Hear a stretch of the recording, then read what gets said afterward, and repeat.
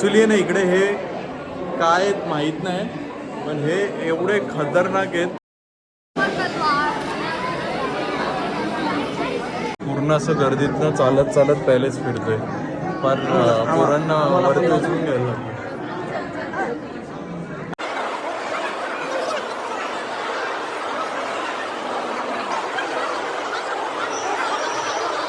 आम्ही आता ॲक्च्युली या गाडीत बसलोय.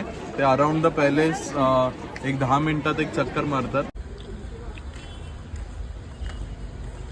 पाऊस भरपूर पडतोय बाहेर, म्हणून आम्ही आता इकडे जरा नाश्त्याला थांबलोय.